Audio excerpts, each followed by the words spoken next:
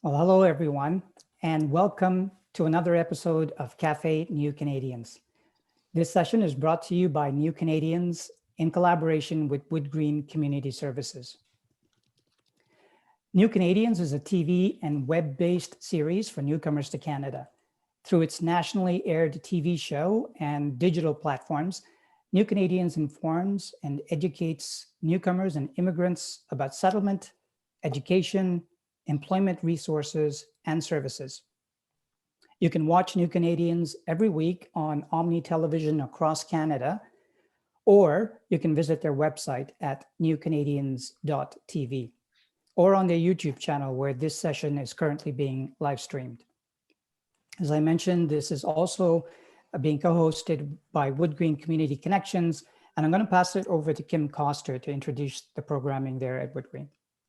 Thanks, Daryl. Hi, I'm Kim Coster. I'm the volunteer coordinator at Wood Green Community Connections program, and welcome all newcomers to get in touch with us, to get involved with our program. We're a career-oriented program, and as you can see from the slide, part of what we do is mentorship. We match newcomer mentees with mentors who are already established in their profession in Canada, in the same field or similar field that you're in, to work with you as a one-on-one mentor or sometimes in group mentorship. We have programs for practicing English and French and for all kinds of topics like interview skills, mental wellness, soft skills in the office, and we've been able to switch almost all of our programming to online in the last few months. So everything's really available, and I'd really love to welcome you to get in touch. As you can see, there's a couple of email addresses and numbers on the screen there, and please reach out and we'd love to tell you more. Great, thanks so much, Kim. So my name is Daryl Pinto, and I'm going to be the moderator for the panel discussion today. We have four amazing panelists. I'm really excited that they took the time to join us today. We have Adeola Olubamaji from Cummins, Inc., Lionel LaRoche from Multicultural Business Services, Bayan Khatib from the Canadian Syrian Foundation, and Roxana Radulescu from All Personnel. Now I'm going to get each of you introduce yourselves, but before I do that, I just want to remind our viewers that you can post your live questions to the panelists if you want on Zoom through the Q&A tab, or if you're watching on YouTube through the chat box, and I'll be sure to relay those questions to the panelists. Okay, so I'm going to get, Bayan, I'm going to start with you. If you can maybe tell us which country you emigrated to Canada from, and tell us in 3 minutes or less a little bit about what you do. Sure. So my name is Bayan Khatib. I'm the executive director of the Syrian Canadian Foundation. My family came to Canada over 30 years ago as refugees. We sought political asylum here in Canada, fleeing from the dictatorship of Hafiz al-Assad. Many families today are fleeing from the dictatorship of Bashar al-Assad, which is his son. And so when we came to Canada, we arrived in Calgary. My family was sponsored by a church. And when we landed there, I found that they had a home prepared for us with mattresses and blankets and pots and pans in the kitchen. And so, you know, many years later, when Syrian refugees started to arrive in Canada, I found myself drawn to be part of that, part of the groups of people that were welcoming them and helping to integrate them and support their inclusion in our communities. And so we formed the Syrian Canadian Foundation in 2015 with a bunch of my friends who are volunteering together to support Syrian newcomers. And we grew, and now we offer many programs that actually support diverse people. So we are called the Syrian Canadian Foundation, but I like to always tell everybody that our programs and services are open to everybody. And we offer our main programming is English tutoring for people who can't make it to ESL classes. So we do one-on-one English tutoring as well as group sessions. And we also have youth programming centered on fitness and art-based programs. And we also have a refugee women's entrepreneurship program which trains refugee women in learning business skills, building a business, and we take them step by step to ensure their success, including providing them with guaranteed seed funding. So it's actually a first of its kind program in Canada. Great, thank you, Bayan. Adeola, why don't you go next? My name is Adeola Olubamaji. I'm an advanced manufacturing technical advisor at Cummins, and I am the founder of STEM Hub Foundation. At my day job at Cummins, I work on innovative technology called 3D printing. So I'm leading the adoption of 3D printing for automotive applications for Cummins. When I'm not doing 3D printing, I lead STEM Hub Foundation. STEM Hub Foundation is a Canadian non-for-profit located in Ontario. And our focus is offering free hands-on STEM outreach programs to minority communities. We also have a mentorship programs that match mentors and mentees. As you know, people come into Canada, some of them graduate from university, and they're wondering, how do I get a job? And have I acquired the right skill set? So our program makes sure that the mentees connect with the right mentors when they're still in school to be able to get the right skill set so they can be competitive. I migrated to Canada from Finland, but I'm originally Nigerian. So I've traveled a little over the years. So I left Nigeria in 2007 and migrated to Finland for my master's degree. And after my master's degree, I immigrated to Canada for my PhD. And in 2017, I became the first Black person to get a PhD in biomedical engineering from University of Saskatchewan. So this motivated me to kind of wanted to do something for the community because biomedical engineering is very new and everyone was asking, what is that? What are you going to do with it? And when we talk about the future of work and Industry 4.0, I felt like immigrants especially can take advantage of this new digital skill sets to be able to position for competitiveness when they're looking for a job. So I'm looking forward to kind of chatting today. Thank you. Great. Thank you, Adeola. And I guess you must love cold weather, moving to Finland and then Canada, moving to Nigeria. And you still got the beach background, so you must miss that warm weather. I do. I'm a beachy person in my heart, but wherever you find yourself, you have to make it work. So. Absolutely. Roxana, how about you? Yeah, so my name is Roxana Radulescu. Came to Canada in 2017 from Romania.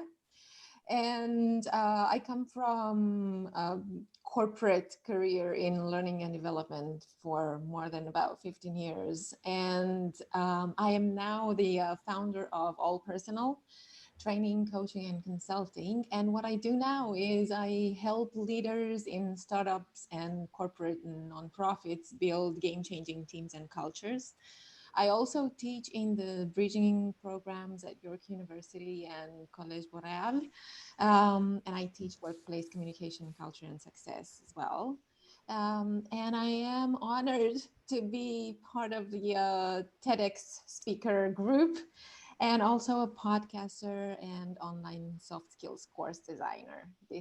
Learning is my passion. I think learning is movement from moment to moment. So that's my motto. Thank you, Roxana. Lionel? So my name's Lionel Laroche. I come from France originally. I did my undergraduate studies in France from the École Polytechnique de Paris.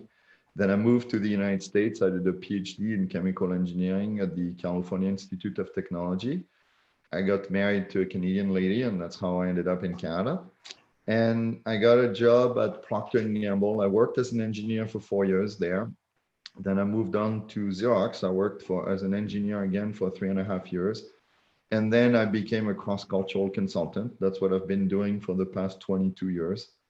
And so let's see what else. I wrote 3 books on that topic. I do workshops all over the world when there's no pandemic. What else? A lot of my work has been helping immigrants find jobs that make use of their experience and education. So that's the kind of thing that really motivates me. And that's it. I mean, like, that's pretty much it for me in 1 minute. Yeah. Great. So Lionel, I'm going to stay with you on this next question. And your home country, France, yeah. I mean, you've moved around, but can you tell us what, in your perspective, has been the biggest cultural difference between the French workplace and the Canadian workplace? Well, there's a lot of them. Okay, I mean, like it really depends on at what kind of job you have to figure out which one is going to be the biggest that impacts you. For me, the biggest one was the challenge around feedback. The way French people give negative feedback is usually more pointed than the way Canadians give negative feedback. So where the average Canadian will tell you, oh, that's a good report, you may want to look at section 3 some more, but overall good work. Well, I would tell them it's wrong, you need to redo section 3. And as a result of that, I was not very popular. Have you adapted then to be more nuanced in?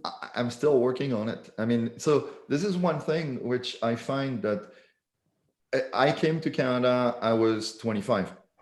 I left France, I was 21, which means I did all my schooling in France. And what I find is the schooling system conveys a big part of our culture, and where you were during those formative years, well, to me, the formative years tend to be teenage years, where you were during those years will define the way you think and communicate and respond in a wide range of professional situations for a long period of your life. And the way I like to describe myself is I'm a Canadian, but I know that my first reflex will be French if I encounter a social situation I've never encountered before.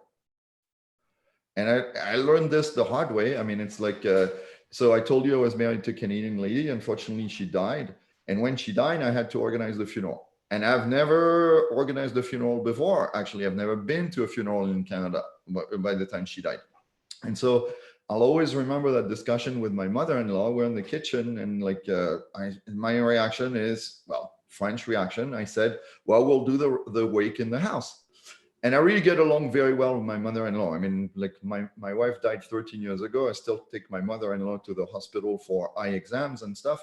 But it was really striking. Like she had such an intense and fast reaction that I realized, oh my God, I just crossed a big, thick red line.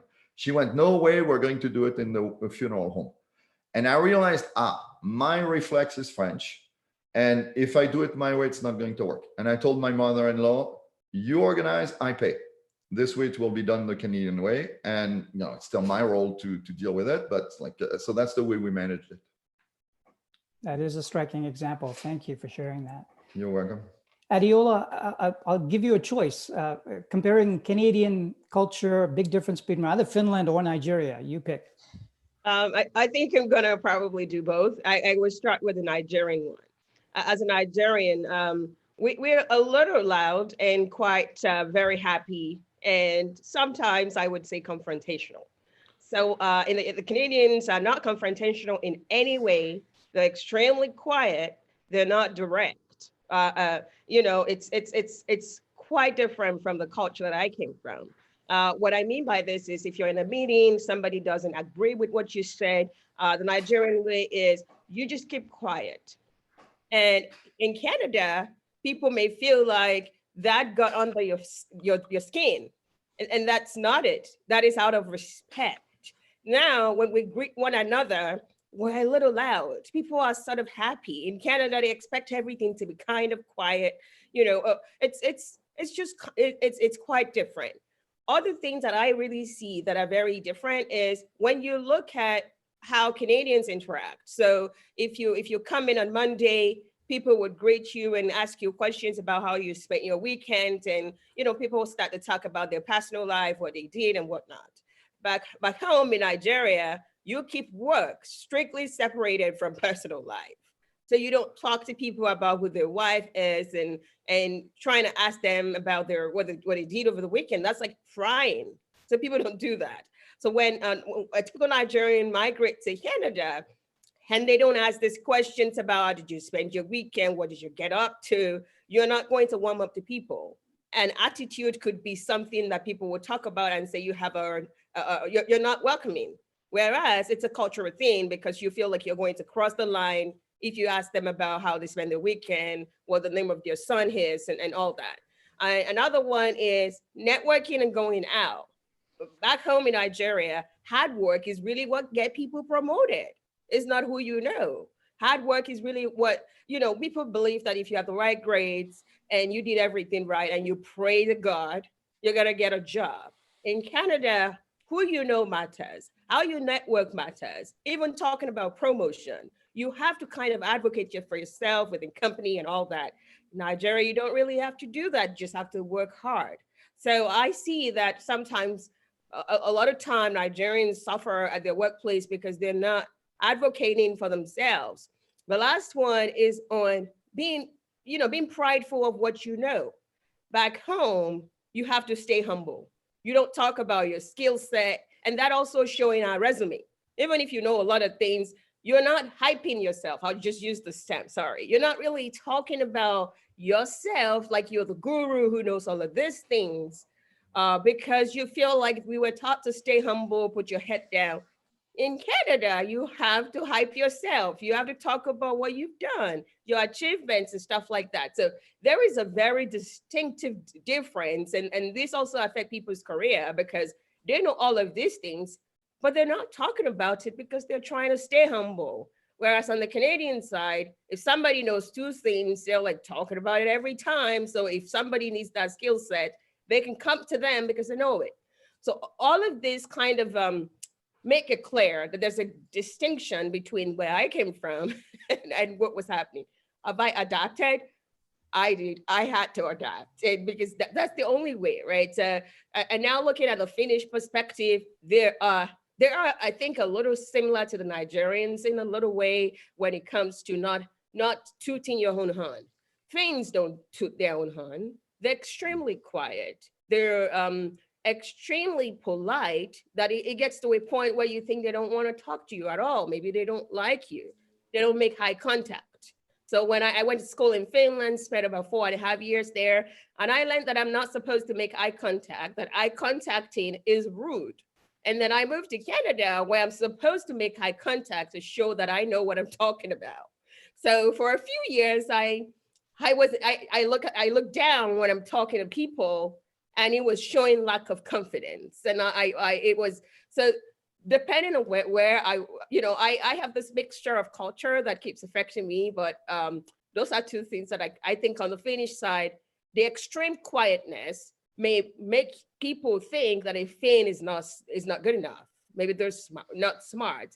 And the fact that they don't make eye contact also could work against me as a Finnish person or someone who has lived there, because it may show that I don't have confidence. So it's kind of tricky.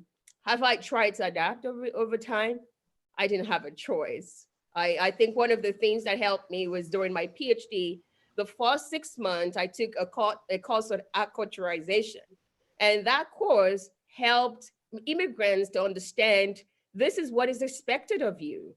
And this is what you would have to do to be successful here in Canada. And I quickly kind of got used to those different cultures, different concepts. And that has been what I've used over years.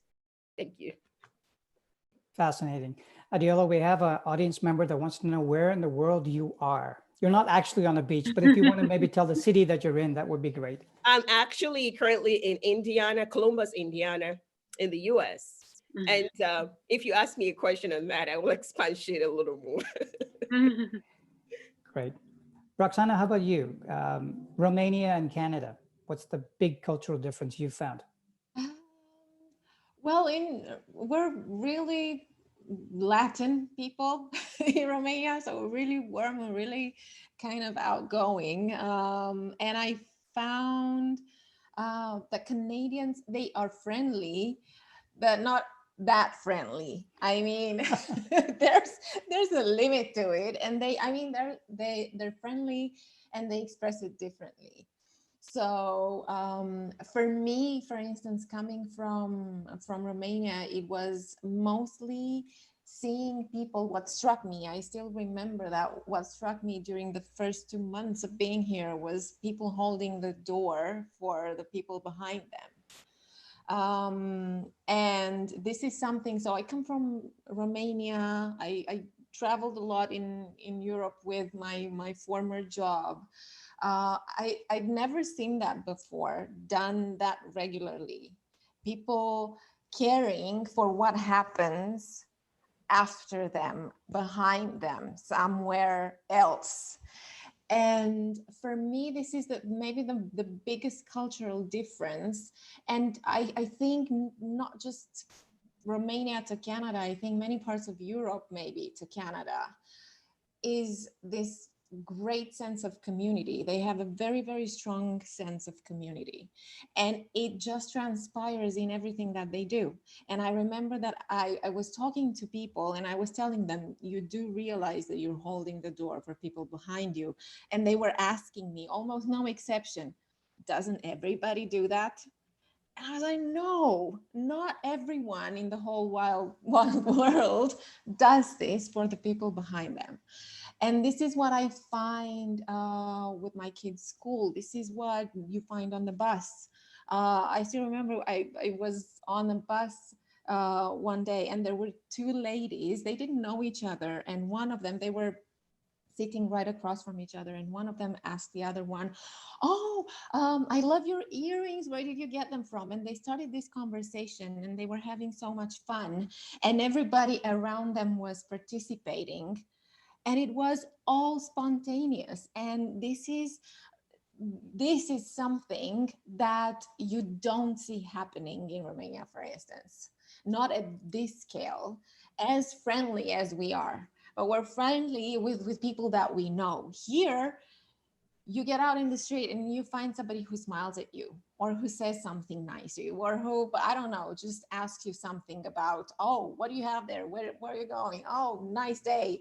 It's freezing outside, eh? Or stuff like that. So for me, that was the biggest cultural difference. And I used to work, my former boss, by the way, in Romania, because it was a firm that was spanned in different countries, and there were two main managers and both of them were Canadian. And I remember that the day that I announced that we were going to move to Canada, I received an email from one of them asking me this, Canada, eh? And that is when I knew about what I found out about the A thing. So and this was one, and I remember one of his questions when we were working together was, why don't people tell me? And I go back to what Lionel said about feedback. We didn't have this culture of feedback, and positive and negative feedback, but, you know, said and done in a constructive way so that we actually get to a solution. I don't want to blame you. I just want to get things done. So, and that was his question. And he was Canadian. It was like, why don't people tell me? Why can't I get there? Why can't I get a sense of where we should be going, what they think, what they like, what they don't like? So when I came here, to me, it was like very much finding my tribe, so to speak. That's great. Wonderful observations. Bayan, what about differences between Syrian culture and Canadian culture? Well, in working with a lot of the newcomers, one of the things that struck me the most in the difference in cultures is that is the difference between the culture of living in a free society versus the culture that occurs when you live under a dictatorship. So here we live in a free society where for the most part we can speak our mind, we have basic human rights, we have due process, we expect some level of equality. And a lot of the newcomers we work with are coming from dictatorships which live under under a culture of fear and suspicion, where your next door neighbor might be a spy, where, like, you know, the police who stops you might be corrupt, where the volunteer who's helping you find an apartment might be pocketing money for it. So there was, you know, not to say that our free society is perfect and that, you know, our democracy is perfect. It is not. Of course, it is imperfect, but there's still a vast difference in living under a dictatorship and living under an imperfect democracy. So this was very frustrating for me when I first encountered it, because there's this like suspicion of others and fear of things, and like people question your intentions even when you're trying to help them, because they don't even understand why somebody would, say volunteer their time to just help you with your settlement needs or whatever.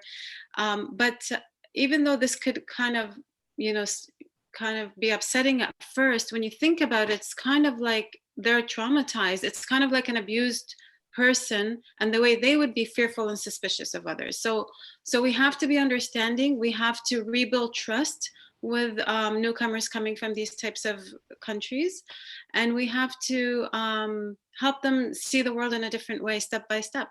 But it was even though I'm Syrian, I grew up in Canada, so it was a bit of a surprise to me when I encountered it. Wonderful. Now, all of you, in describing your journeys here and what you do, you've all helped numerous newcomers, either through your job specifically or through volunteering. So I'd like, and Bayan, I'll stick with you on this, maybe share one story about a newcomer that you've helped that really resonated with you in terms of their transition into Canadian life. Yeah, so I would want to speak about a newcomer I first met when she first arrived with her family at the Toronto Plaza Hotel, where I was volunteering before we even started the Syrian Canadian Foundation, and then her family settled here, and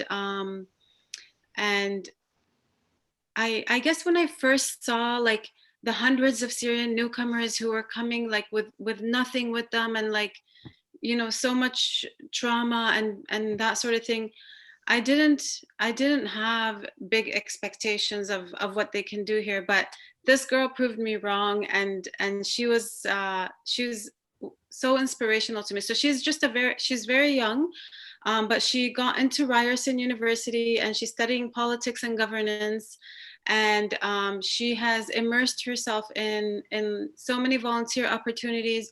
She has started her own organization. She was actually last year one of the Daughters of the Vote, which is a program run by the government to encourage young women into politics. She's now working with me to put together a program to support women in politics. And she's from Aleppo, which is the city that I was born in. And I think she's only, in her early 20s. And then, so it's just kind of, I'm really inspired by her mentality and her attitude, and her, instead of seeing challenges, she always saw opportunities, and she always said yes and threw herself at things, and just, wasn't scared, and wasn't like, scared of trying new things and putting herself out there and speaking with broken English and all of that. And she's achieved so much in just the 4 or 5 years that she's been here. So she's definitely the person that inspires me most. Wonderful. It's so true, though.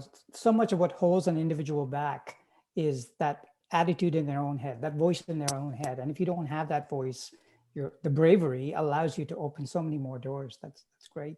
I should say her name is Hanan, and she currently is actually working with us at the Syrian Canadian Foundation. We were lucky enough to hire her this summer. Great. Roxana, what about you? Someone that's made a real impact from a newcomer perspective. You know what? It was so difficult for me to choose one story, because I worked with many newcomers, but if I had to pick something, it would be the bridging training program, especially the one at College Boreal, because that was a longer one, and you get to build different kinds of relationships with the participants in the training. And I remember, and I like to see them whenever they apply things that we learn during the course. And I like to see them in action. I like to see them applying them. So there's this participant, I remember that because it made such a strong impression on me. We'd finished the course, and then she sent me a message on LinkedIn. We connected, and she messaged me, and the message was so well built and structured. She was asking me to recommend her on LinkedIn, but it was so nicely built. I obviously recommended her, and then I heard about an internship opportunity, which I sent over to her. And I told her, look, see, this is what happens when you build connections and people have you on their mind. Then they find about an opportunity and they think about you immediately because you just connected with them. And I told her, well done. I mean, this is why I thought about you, because you connected with me. And she said, well, I'm only applying what you taught me. And that was huge. So for me, just seeing that, and by the way, she's an awesome TV and media and digital communication professional. So if you need somebody in these fields, let me know and I can connect you with her.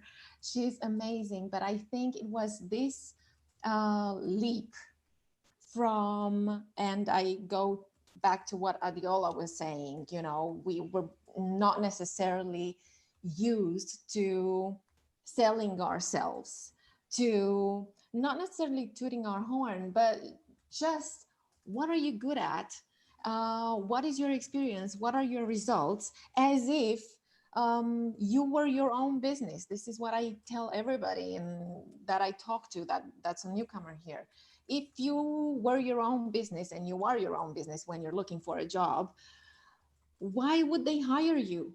Why would they need your services? What are you doing? What kind of value can you provide to them?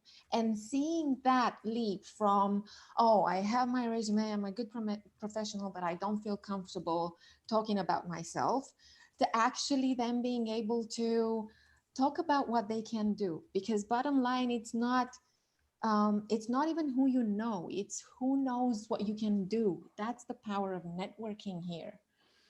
And the more people know what you can do, the more chances you have to get a lot of opportunities, not just one. Okay, I'm gonna stick with you on this, Roxana, because we have a related question from Marwa, who wants to know how, as an introvert, how do you network Canadian style? And just for Marwa's benefit, there was a very specific episode of New Canadians on introverts in the workplace. So I in addition to what Roxana tells us, you should also check that out. But go ahead, Roxana. I have a very perhaps unpopular opinion about that because I don't believe we can use introversion as an excuse for anything really. And because I mean, look at this example. I'm an introvert, I can do public speaking. There are huge public speakers that are introverts. And the only thing with an introvert, I'm an introvert, by the way, but the only thing with an introvert is they have to focus on something. Maybe they're not good at coming up with chit chat topics, with small talk topics, maybe not that. But when you talk about something that you're passionate about, that your focus is on, I'm telling you, introverts can talk about what they're passionate about for days, and so in the workplace, it's even better because you're at work, you're at what you're good at. You do what you're good at, supposedly. And then the way that you can talk to people, and by the way, there are a lot of introverts in the workplace. And sometimes being one of them will help you better than being an extrovert that might, take the room and not leave space for people to speak. So don't, again, whether you, as you said, it's all in our mind. If I put my own barrier and I think I can't do it because I'm an introvert, I will do myself such a big disfavor. And I will put this block and I won't be able to do it. And it's like Henry Ford said, whether you think you can or can't, you're right. And that is the truth. It's like, what do you think about what you can do? I think especially now with this kind of virtual work, introverts are actually at an advantage because extroverts suffer. They suffer because they can't connect face to face. They can't have the water cooler chats every day. They miss the social part of their work life. For an introvert, I'm talking to a lot of them. This was bliss. I'm in my own space. I can do whatever I want. It's like I can work. I can work and I'm alone and no one is bothering me. Nobody is asking me questions. I can focus. So take what resonates for you, see what works for you, and put it to work in your advantage. Excellent, thank you. Adeola, now through your STEM volunteering in your organization, if you can put a number on the number of women that have gone through that program, that would be great. But is there one in particular that sticks out in your memory as a great story to tell today? So apart from STEM Hub, I also run a mentorship program that is paid. So STEM Hub, we've had over 5,000 people pass through our program. And before I share about someone, I want to point some of the immigration routes that kind of play a path in what type of help do people need. The first one is the student route, right? So people migrate to Canada as students. Some of them will migrate to Canada hoping that their parents will pay their tuition or help them. And some will migrate to Canada hoping that they'll work through and be able to get their degrees. Then the second one is the permanent residence route, where people come to Canada with tons of experience. And now they're here. There is what we call the almighty Canadian work experience, that if you don't have that, it can stand in your way when you're trying to navigate. So I'll start with a situation where someone that I worked with had 18 years of experience, relocated to Canada from Nigeria. This person was a manager in a bank and established completely, and relocated it to Canada with the hope to get a job within the system in a couple of months. What I found out that the first problem was the resumes look extremely different than what is acceptable and expected within Canada. So back home, resumes have this biodata area where you're supposed to put your picture, your age, your address, and things like that. In Canada, you need a 6-second resume. It takes a recruiter 6 seconds to say whether they're moving on or this is an exciting candidate. So looking at the person's resume, the person had been applying for 6 months, they converted their Nigerian naira to Canadian dollars. The money wasn't really a lot anymore. They've rented a place for 6 months. And now he's at the point of, I really just need a job. What I saw there, and I've seen with a lot of immigrants, is that the Canadian experience is not only the problem. The issue of the resume is different was the first thing I saw when I started talking to him. And then after a while, I also realized that apart from that, there are other problems. The skill sets, right? Like the skill sets needed in the Canadian work space, especially for an immigrant, I felt like those tech skill sets could really help you to be more competitive. So for someone who has been a manager for so long, is what he has was more on the people management side than the technical skills that he needs right here in Canada. So those differences made it really, the reality made him very shocked as to how things are different, and being able to help him work through, okay, now you're here, you don't have to completely go back to school. So I helped him kind of look at, let's do a market research. What is needed for the type of job you're trying to get? Where do we get the skill set if you don't need to go back to school? What is the timeline? So we worked together to get him in a place where in a frame of 6 months, it was able to have some very good data analytics skills onto his resume. And then he got a 6-figure job as his first job. So when you look at relocating to another country, it's daunting.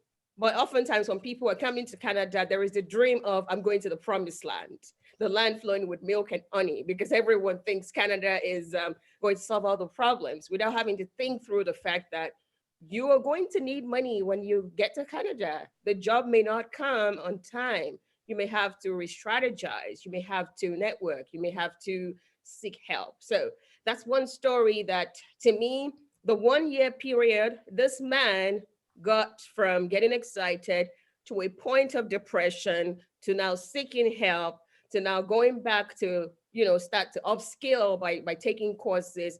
into now landing that job. And I feel like most immigrants who have come to Canada usually would have encountered some of these phases, the excitement phase, the downward slope of, is this the right decision? Should I move back home? And then the point where you actually get that first job. And, from there, you start to go up. I think on the student side, I want to share another thing there. I work with another candidate who had a PhD, we went to school together. When I did my PhD, I was very fortunate because I did market research to understand. I knew I didn't want to be a professor. So I knew if I want to go into the industry, I need to understand what do I need to get so I can be competitive. What I see is a lot of candidates don't do that. They just get their PhDs. And I work with this candidate who had published about 15 papers during the PhD and a postdoc of a 2-year period. And now the postdoc who is finishing, and he was panicking and wondering, how am I going to feed my family? They're not going to renew my postdoc. It was at a point of, regretting doing the PhD, regretting that entire decision of actually doing a postdoc, and maybe would have, been able to get a job if he didn't have a postdoc. What I found out at that point was this person was using a CV to apply for a job instead of a resume. So we started from creating different types of resume, because a PhD usually have multiple skill sets, which you don't have to lump together on a resume. And then we started applying. When I looked for my first job in Canada, I did 3,000 applications. So myself and this person put together a strategy, like a full-time job kind of thing. It did about 1,600. It got 3 offers. And finally, he got a job. Why is this important? Maybe there's somebody on the call today who has immigrated, was thinking about, how do I get a job? I think, maybe you're going through that lower point right now. I want you to know that you have to ask yourself, sometimes it's not the Canadian experience. Sometimes it's how you're selling yourself. Like Rosanna said, maybe you're not selling yourself the right way. Maybe the strategy where you're coming from is a little different from the Canadian way. Maybe you need to switch something up, and hopefully very soon you're going to hopefully be able to smile. Yeah, what struck me from the stories you've told, Adeola, is that many newcomers or immigrants, their idea of process to success in their home country doesn't equally translate in this country. And then asking for help is the big step. A lot of them wait too long to ask for help. So I'm glad that you found people in your network to have helped along to shorten that journey of transition. Thank you. Lionel, now through your business, you've coached people all around the world, but if I can focus on a Canadian story, someone that stuck out, what would you share? Well, I mean, I would say the one person I worked on very early on as a cross-cultural coach was a guy from Russia. His first name was Alexei. And Alexei was a nuclear scientist. Like, he had done nuclear bomb experiments in Russia. He described it to me. It was very scary. And I remember that when he came to me, he was kind of, it was Employment Ontario that sent him to me. And it's like, I was paid to help him find a job, to help him find himself a job, because I wasn't going to find it, but I wanted to help him find it. I remember at the time he was driving without insurance. His son was failing in high school. I mean, it was like his life was a bit of a disaster. And I remember talking to Alexei and eventually identifying, okay, he clearly has very good technical skills when it came to nuclear physics, and identifying that, well, he had to make a choice fundamentally. He could either be a cab driver without insurance in Toronto, or like Uber driver in Toronto, or he could be a nuclear physicist, but he would have to move to Chalk River, because that's pretty much the only place in Canada where there is some form of nuclear physics research. I remember it took a little while for him. Like, initially he said, no, I want to be a nuclear physicist in Toronto. I said, that is not an option on the menu. Like, you have to choose between Uber driver in Toronto or nuclear physicist in Chalk River, but that's it. So after a little while, I remember he said, all right, I'll be a nuclear physicist in Chalk River. And I said, okay, we're going to help you with that. So, I mean, very much like Adeola did. I mean, it's like, you have to rewrite the resume because it's an entirely different way of doing things. and I want to emphasize this element of that Adeola has already mentioned about Canadian experience. My experience, Canadian experience, does not mean you haven't worked in Canada. Or when people say you lack Canadian experience, what they mean is not you haven't worked in Canada. What they mean is the way you communicate your experience does not work for me. That's really what it means. So you will gather Canadian experience not by working in Canada, but by learning to tell the stories and the work you did back home, the same way a Canadian who had done the same thing would describe it. And so in essence, what I taught Alexei is how to tell his own stories the Canadian way. And once he was able to do that on his resume and on his during job interviews and so on, he got a job in a spin-off of Atomic Energy Canada Limited. And when he moved there, I remember he contacted me like 12 months later, and his son was now suddenly doing well in school because he had the son had a role model. Whereas before it's like the son is going like, well, you're telling me I should work hard in school, but look at what good it did you. Like, you know, what's the point kind of thing. So it was the part that I learned from Alexei's experience is that so many social ills or problems if people get a job where they're happy, a job that makes use of their fundamental skills, then they will feel better, and it will have so many repercussions on the people immediately around them. And if we all do that, well, we'll have we'll all be better off. So I would say a big part of what I try to do with people individually is that element of identifying what is really the strong suit, because so many immigrants will define themselves by the degree they have. I'm an engineer, I solve engineering problems, but that's not who you are. I like to tell people is, don't tell me what's your degree, tell me what problem are you good at solving. And that will determine who can hire you, who needs to hire you. And I find many people have a hard time answering that question, like what problem are you good at solving? And it takes quite a bit of introspection to really identify what is that one skill or that set of skills that they have.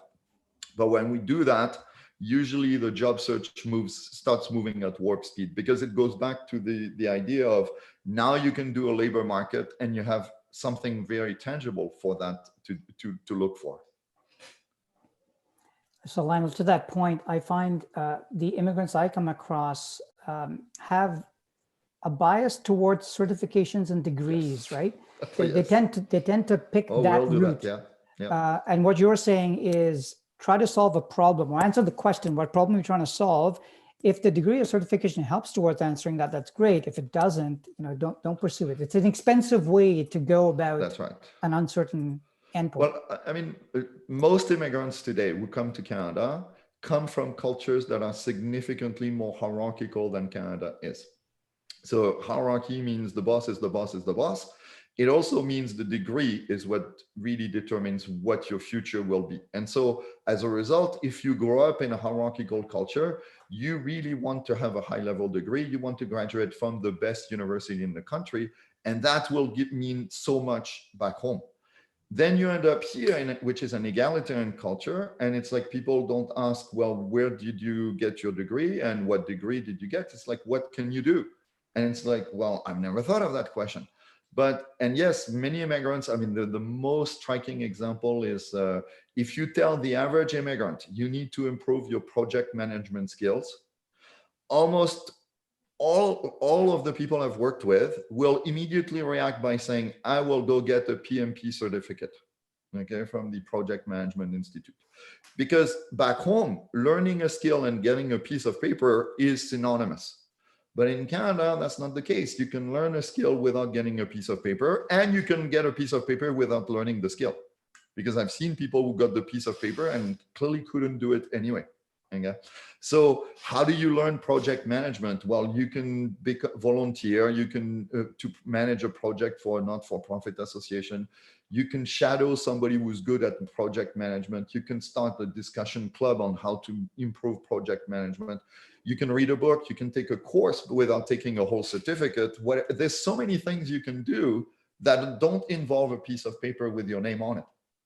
But for many immigrants, the first thing is, I need to get a piece of paper, because back home, that's what gets you the job. That's what gets you further along your career. Here, no, the question becomes, what can you do? And really, when people say, what can you do, is they're really asking, what have you done? Because that's what demonstrates what you can do in a Canadian context. Sorry, I get all passionate when I start talking about things like that. Oh, that's great. Thank you, Lionel. So Bayan, you've had the longest time in Canada. You came here at a very young age compared to most of the other panelists. But is there a piece of advice that you've received as you've navigated your own journey in terms of becoming Canadian, a piece of advice that has really resonated with you as something important that you now tell other immigrants that you come across your path? I think that one of the most important things that newcomers can do is not live in a bubble. And sometimes this bubble is systematic barriers, and sometimes it is self-imposed barriers. So it could be systematic when, for example, newcomers get bunched up in the same couple of buildings in, the least expensive part of the city, that sort of thing, which is what happened to Syrian refugees that we were working with. All of them live in these 2 or 3 buildings in a couple of different parts of town. And so they talk in Arabic to each other all day, and they live in their cultural bubble, and they're not mixing with other people. Some of them have been here for years and haven't learned even conversational English yet. So this is very problematic. And sometimes that is self-imposed. So there is no country like Canada that has such incredible and plentiful resources for newcomers to integrate and to learn English and learn about the culture and participate in free programming and activities. And there are a lot of newcomers that don't utilize these amazing services and programs. And this is, it's very sad because they will never develop a sense of belonging. They will always feel like they don't belong here. But it's often at least partly self-imposed because, they're not putting themselves out there. And I think one piece of important advice is get to know your city. Visit your city as if you're a tourist and go and see all the beautiful different places and the landmarks and that sort of thing, and then get to know your country. So Canada is a big and beautiful country. Get to know the different parts of Canada. Right now with COVID, we can't do international travel, so it's a great time to go and visit different parts of Canada. I just came back from a trip from Vancouver, and I flew to Calgary and I drove to Vancouver. I've been hearing about this drive for years, and it exceeded my expectations. It is just the most beautiful, breathtaking, peaceful drive ever. Canada is an incredibly gorgeous country. British Columbia really does deserve to be called beautiful British Columbia. So when you explore the city, when you explore the country and you get to know it, you develop a sense of belonging. When you know something, that's when you love it. You can't love something you don't know. So if you just live in your little bubble, you'll never get to know beautiful Canada. You'll never get to feel that sense of belonging and ownership. So really it's about, go out there and not just meet people, but also get to know your city and your country. And this is a country of huge diversity, both from a geography perspective as well as a cultural perspective. So there's so much opportunity from that vantage point, right, Bayan? Mm-hmm, absolutely. Adeola, what about you? A piece of advice that really resonated with you? The first one is, instead of asking, what can Canada do for me? What can I do for Canada? We've all come here as immigrants, and especially professionals. I think one way to expand your network is volunteering. And I cannot overemphasize how many friends, how many mentors, how many sponsors you could have if only you can volunteer 2 hours a week, 1 hour a week at different non-for-profit organizations. I think they would help our community get better, and they will help you better networking. Instead of trying to go to all the networking events and you get there and nobody's talking to you, and you go back home the same way you went there. Volunteer. If there's anything I want any immigrant to think about, is to go out there and volunteer. I also would say skills trumps certificate. So, I'm Nigerian. And if you go on LinkedIn, look at the back of those Nigerians' name. It'll have like 16 certification, PMP, CFA, CPA, CBP, CBAP. It has all of this. Skills trumps certification. Instead of spending money collecting all the skills under the sun, and when we look at the skills, you don't really have those skills. I feel like instead of trying to do more certifications, instead of going back to school for a third degree, instead of a PhD, yes, I have one, but you probably need to evaluate whether you need one. Please think about what skill sets do I need to add to my resume to be competitive. The third one is don't get comfortable. Don't get comfortable. Don't feel like, oh, I have reached the land full of milk and honey. Now I got my first job and I can relax. I'm a millennial. I'm going to be honest here. I say to people, your first job is to earn you experience, while the subsequent jobs will earn you a living.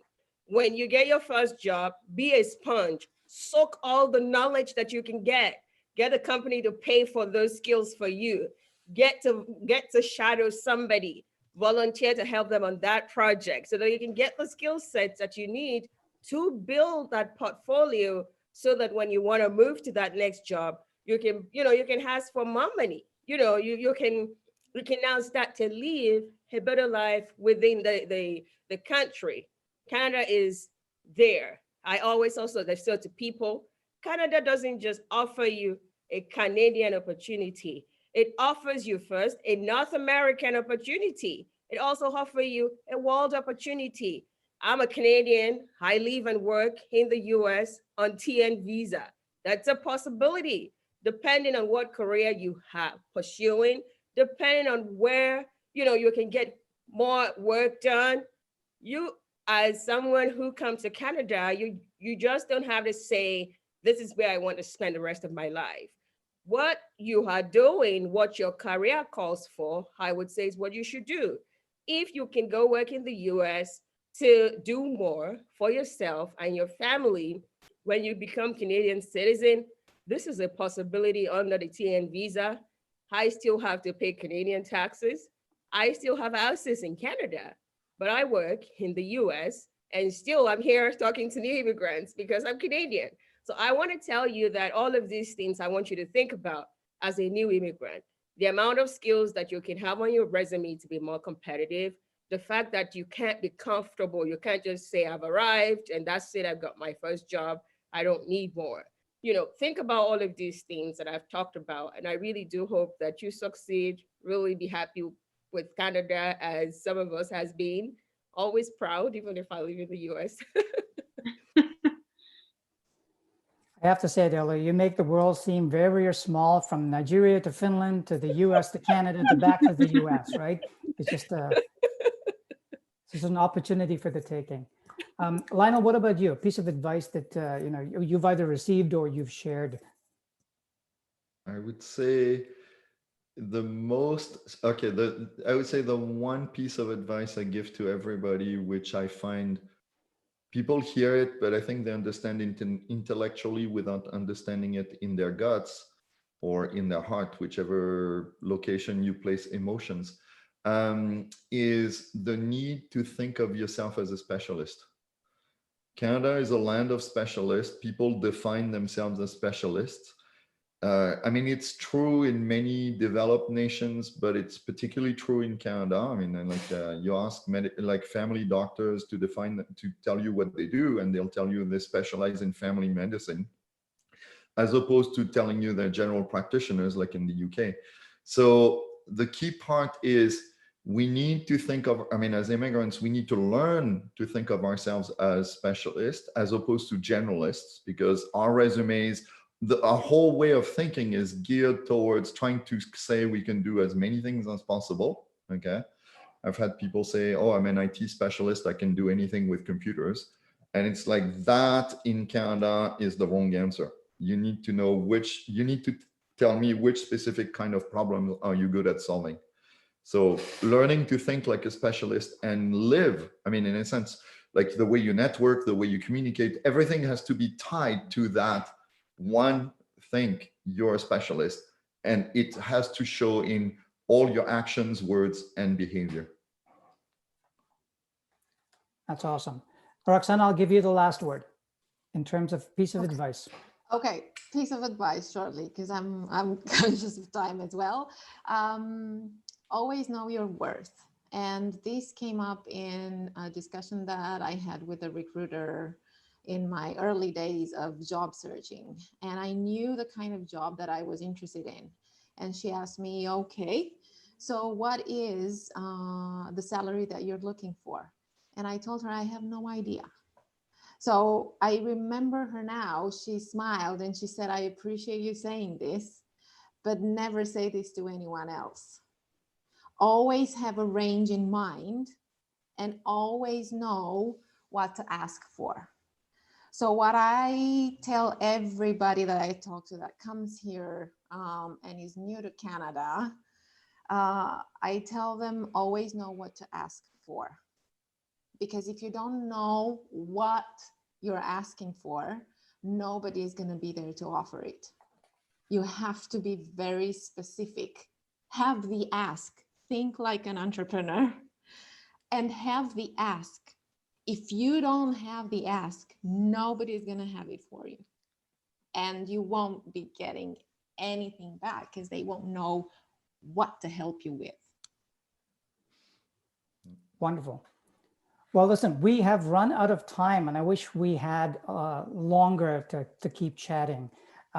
So I'll come back to thank all of you, but I do want to tell the viewers that if you enjoyed this session, Cafe New Canadians is run every week. You can check the website out for upcoming presentations, as well as the inventory of all the previous Cafe New Canadian presentations that have been done. You can follow New Canadians on social media channels on Facebook, LinkedIn, Twitter, Instagram, as well as the Telegram messaging app, which I think is a new one because I've certainly never heard of that one before. You can also sign up for the monthly newsletter to get the best of New Canadians in your inbox every month. One small request for viewers is at the very end of this session, if you've signed into Zoom, you'll get a chance to give some feedback. We really appreciate your feedback as we improve over time the offerings and content on Cafe New Canadians and New Canadians in general. So last but not least, Lionel, Roxana, Bayan, and Adeola, thank you so much for your wonderful advice and for taking the time to share your stories with us.